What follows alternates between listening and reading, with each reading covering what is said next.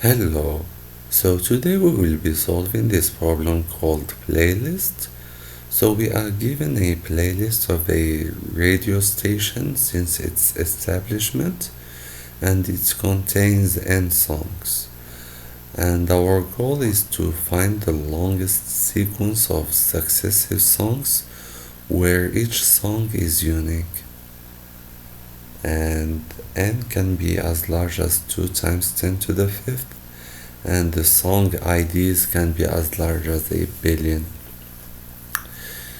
We can see here the answer would be this interval.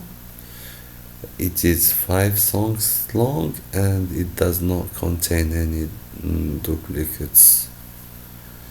So let's copy this example and try to come up with a solution.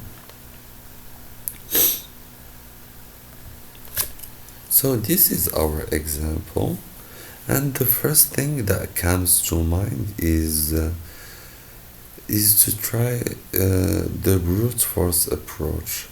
So basically, what we need to find is an interval LR such that all songs in this interval are unique, and this interval is largest possible. So why don't we try all LRs? So we will try all intervals left, right. So we could just loop through all possible intervals and check if the songs in that intervals are unique and update the answer. So we would do something like this. Our algorithm would be something like this. So we would start at each position. So first we will start at 0, then we will have another pointer j starting at position I, and we will increment j as long as there are no duplicates. So in the first case it will stop right here, and the answer would be 2 in this case, and we will update the answer with 2. Great. Then we will move our pointer I would move to here, and then same thing, would start j from here. J is valid for here too, and then it's gotta stop here, because at this position we would have duplicates. So here we got a better answer of 3. And then we will just keep moving our pointer. As you see, we will move I here, and then at this position j would reach all the way here, and that would update the answer to 5. So this is perfectly fine. However, the issue here is that this complexity is of order n square, because for each iteration of this loop here, and we have n iterations, j can go up to n. So precisely the number of iterations we perform are n times n minus 1 over 2, which is of order n square.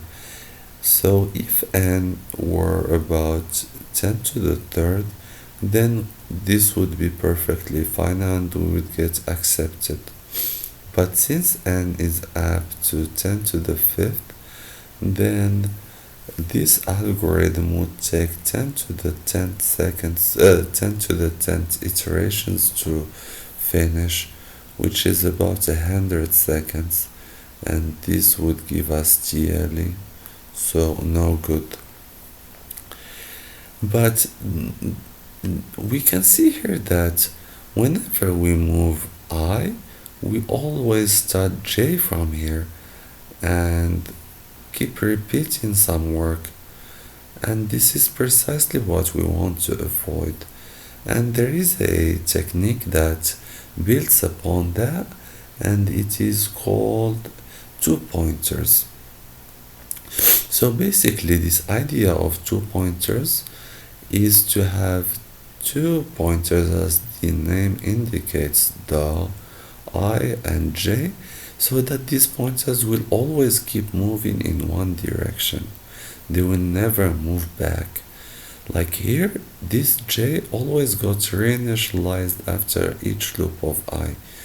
But if we make sure that I and J always keep moving in the same direction, then the complexity will go from O of n squared to O of n. So let's see how that would work. So we would start with something like this. Our two pointers I and J at the beginning, and then we will keep moving J as long as it is possible. So here we will move it here. No issues so far. 1 and 2 are different, and the answer can be updated to 2. Then we will move to the next step. So our next step is moving J to this position, and here we can see that we have a duplicate here, so this is no good. So what we need to do is to keep moving I as long as we have duplicates. So we will move I to get to this position. So if I is at this position, that means that there are no duplicates anymore. Then we can just keep moving J. So this is valid, but we don't need to update the answer because it's just 2. Then we will move to the next iteration, moving J to 3. Now we got a new high, so this is valid, and our answer is equal to 3 now. Now we'll move to this position, but this is no good, as you can see, because 2 is duplicated. So what we need to do, we need to move I. Fair enough. So we'll move I. Now we are at this position, so this is valid, but we don't need to update the answer because it's just 3. Next position, we will move J up to here, still valid, so that's good. We will also update the answer, so the answer becomes 4. And then we'll move J again, so this is still valid, and we'll update the answer to 5. And finally we'll move J again to 2, but this is not valid because we have 2 occurrences of 2. So what we need to do, we need to keep moving I as long as this issue remains. So we'll move it once, but still 2 is duplicated, so we'll move it twice again, still it's duplicated, until we get to this position. Now it's fine, and the answer is just 3 here, so there is no need to update it. And J reached the end of the array, so there is no point in moving any further, so we can stop here. So this is pretty much it. This is the idea behind 2 pointers.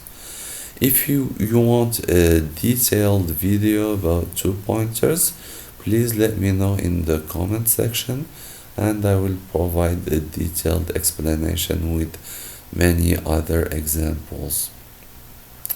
Okay, now let's check out the code. So we will start by reading the length of our array.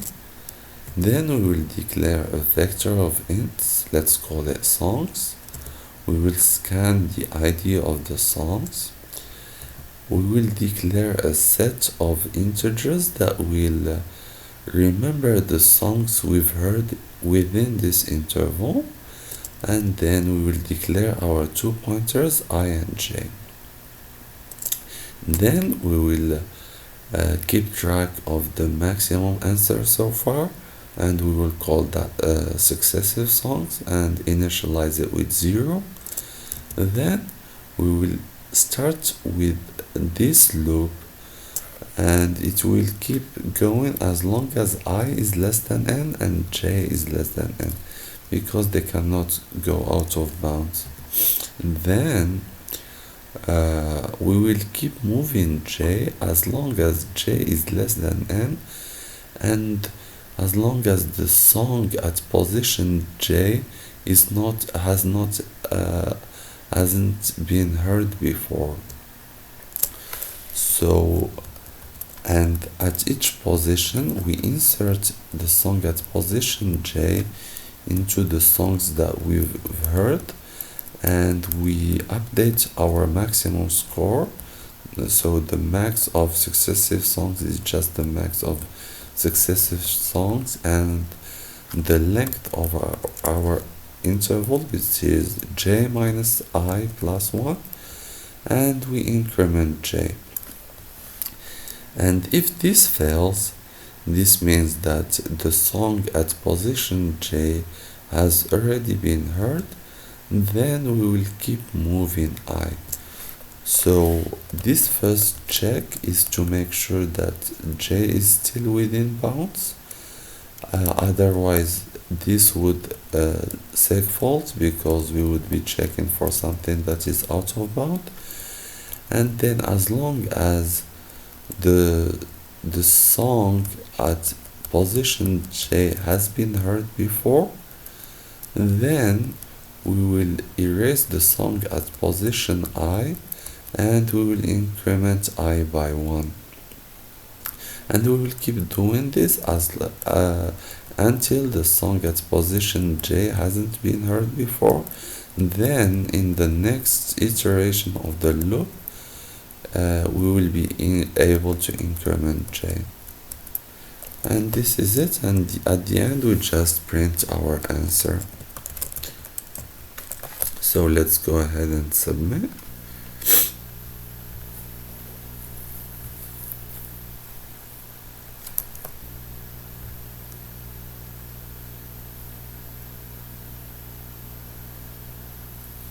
So that worked.